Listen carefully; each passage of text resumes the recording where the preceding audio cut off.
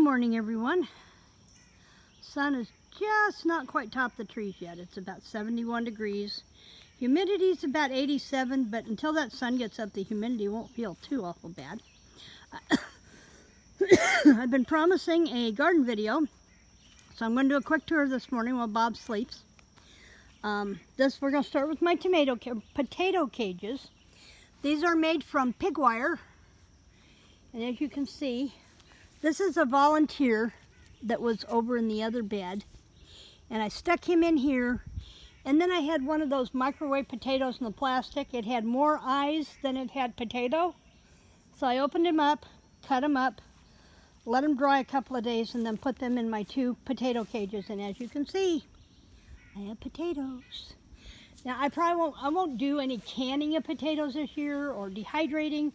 We have just enough to do fresh potatoes for a couple of meals, and that'll be it. I can't eat a lot of potatoes anyway because of my diabetes, but I've heard that if you cook them 2 to 3 times, the more you cook them, the more you pull out the starch in them, so you can enjoy them without, when they're lower. So then I have my hose and sprayer on here. I had to put it to work last night. As you can see, I am missing a zucchini plant. I lost one before I realized my zucchini bugs had moved in, or my squash bugs. And so I've been keeping an eye on this one. I've been pulling leaves off that had the eggs on them. I've been killing the bugs left and right, and I've been drenching them in my squash bug solution. So far, this one seems to be making it okay. And I went to Ace Hardware, which towards the end of the season, Jamie, the manager of the store, gives me a really good deal on plants. And I walked in the door the other day and said hello to Camilla, one of my checkers, and she said, free plants except for succulents. And I'm like, okay. So this is just a portion of what I brought home. Oh man, I just put that bug down on my plants. I need to get him out of there. Hang on, hold that thought. I dropped him down here, there he is. Squish him. He was up here on my fence and I saw him peeking.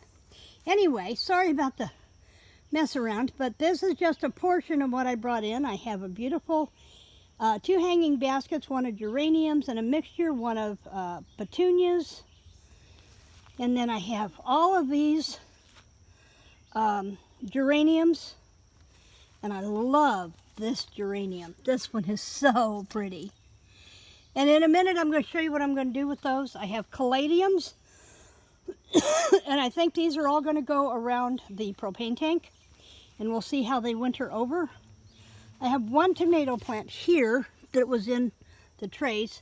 This is a Wisconsin 55. I've not tried these, but I have had other plants from Chef Jeff.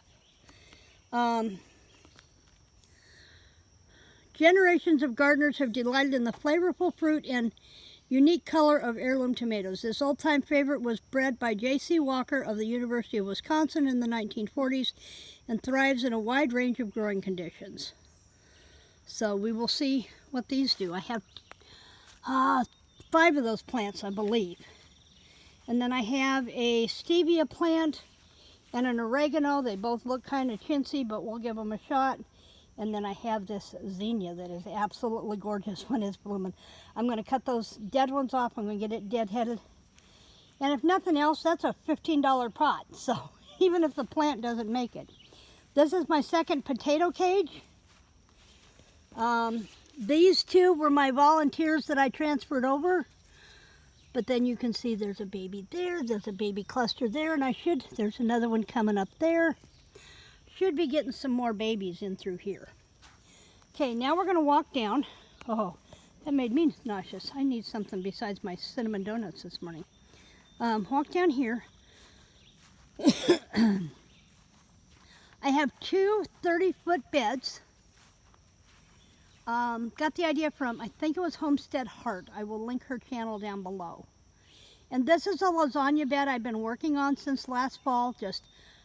We got it all mulched out with the cardboard, and then whenever I did grass clippings, or I did kitchen waste, or I did leaves, then I just kept layering it in here, and then I will top dress it with the Garden Master soil. And I'm going to show you that soil here in a little bit. I've got some open in the seed box in the greenhouse, but This 30-foot bed is all paste tomatoes, and I need to come out with more garden clips and get them clipped up.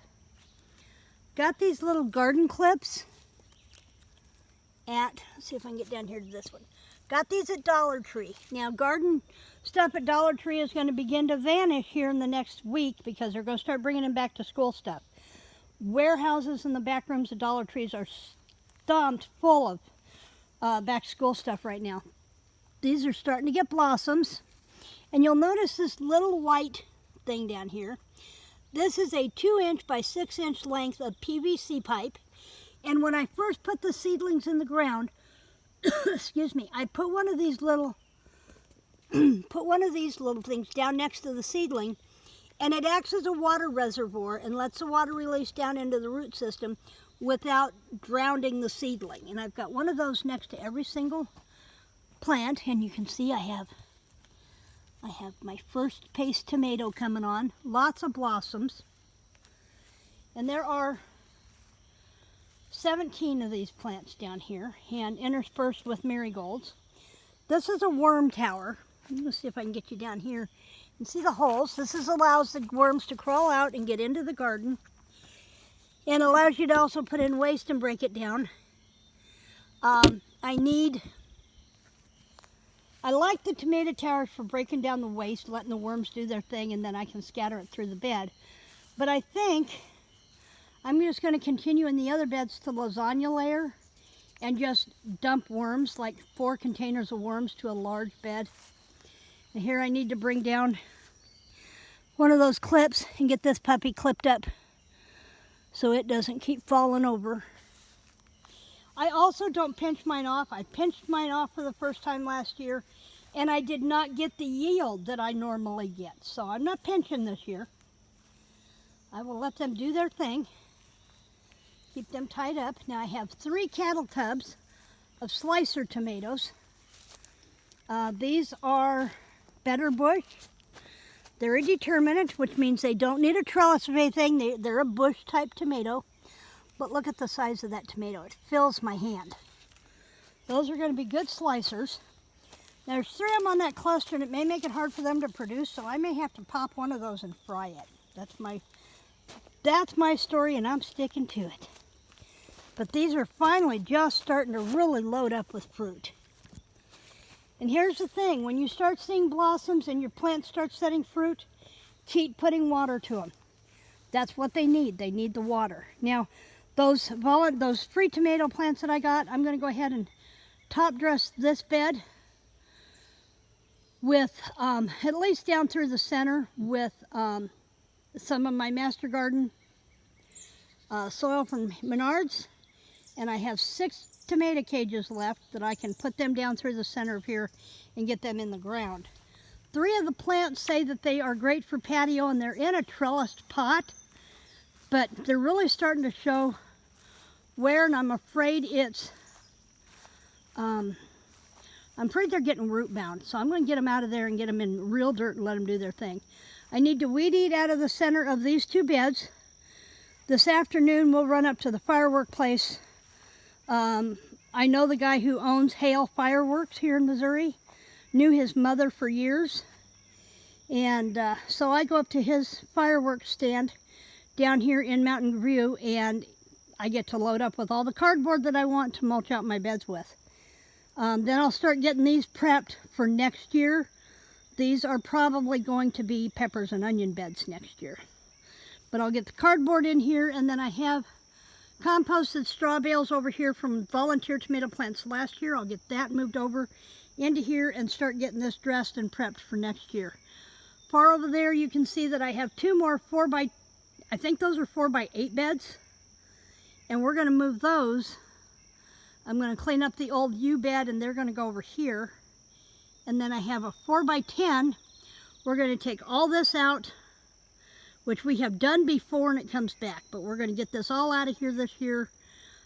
Start getting the staghorn cut back, the deer fern stuff cut back and dyed out. And then I'm going to mulch this really heavily, and we're going to move that 4x10 bed over here, and it will be pumpkins and sweet corn next year. My deer will love me for that. Now I'm going to walk down here and go from the other direction of this. These are the free tomatoes that I got at the Ace Hardware the other day. And they are all supposed to be patio tomatoes, which means you can leave them in these pretty little pots. But as you can see, they have plenty of water, but they're really starting to really show wear. But they're setting fruit, so I'm going to plop the fruit off and cut the dead stuff off, and then they're going to go down in that 4x30 bed and get those out of there. Now I've got 8 tire towers. Now these were initially where I planted potatoes every year. And it was okay to dump them over and get the potatoes out and stack them back up and set them up for the next year. But I like the towers from the pig fencing better. Because all I do is pull up the tomato cage, or pull up the wire cage out of the way, pilfer through, get the potatoes, set the cage back, and start mulching it for next year. So here I have, these are all volunteer tomatoes, have no clue what they are, but they're pretty healthy looking plants. And this one is a good example of using that PVC water tube. When I first planted this one, it wasn't any bigger than this, that you see between my fingers. That's all the bigger that was. Excuse me. So when I put it in here, I put the water tube next to it, and that let me water it without drowning the little seedling out. And then I had one green pepper, and it's supposed to be a patio green pepper from there, and I can put it down there with the tomatoes. Then I also got all of these wax begonias and petunias, and they are going to go in here with the caladiums around the propane tank. I had bulbs planted in here last fall, and the gopher or mole or something went through and got all my bulbs out. I did not get a single bulb come up in this bed. I have a paintbrush here, some more petunias, and then all these wax begonias. Now I'm going to take a short walk this way and show you. I'm down to 1 zucchini plant, so as soon as I knew that first one was not going to make it, and this is why I went into Ace looking for zucchini plants the other day, it's because I knew I was down to 1 plant. Well, I got brave, and I started zucchini plants. And we'll go in here in my filthy greenhouse, cluttered, desperate need of work. Mornings like this would be when it'd be great to come out here. But I started 12 zucchini plants, and I have 6 so far.